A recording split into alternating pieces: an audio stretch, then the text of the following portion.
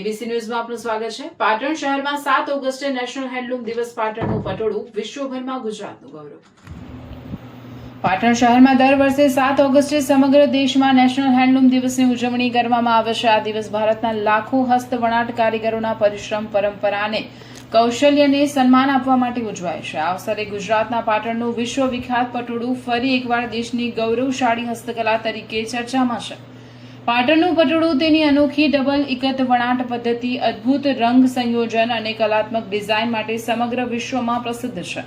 આશરે 2000 વર્ષ જૂની આ કળા આજે પણ પેઢી દર પેઢી જીવંત રાખવામાં આવી રહી છે। એક પટોળું તૈયાર કરવામાં લાંબુ સમય, અત્યંત ચોકસાઈ અને કારીગરોની અવિરત મહેનત લાગે છે।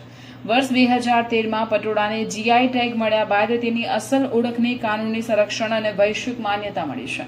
હાલમાં પાટણમાં માત્ર 3 થી 4 પરિવારો જ આ અમૂલ્ય પરંપરાને જાળવી રાખી રહ્યા છે। સાલ્વી પરિવાર છેલ્લા લગભગ 900 વર્ષથી પટોળા વણાટની વિરાસતને આગળ ધપાવી રહ્યો છે। મશીન યુગમાં પણ પરંપરાગત હસ્તવણાટની આ કળાને જીવંત રાખનારા કારીગરો આપણા સાંસ્કૃતિક વારસાના સાચા સંરક્ષકો છે। નેશનલ હેન્ડલૂમ દિવસ નિમિત્તે આવા તમામ વણકરો અને હસ્તકલા કારીગરોને અભિનંદન પાઠવતા આ અમૂલ્ય વિરાસતને આવનારી પેઢી સુધી પહોંચાડવાનો સંકલ્પ વ્યક્ત કરવામાં આવ્યો છે। રિપોર્ટર પ્રવીણભાઈ પંચાલ।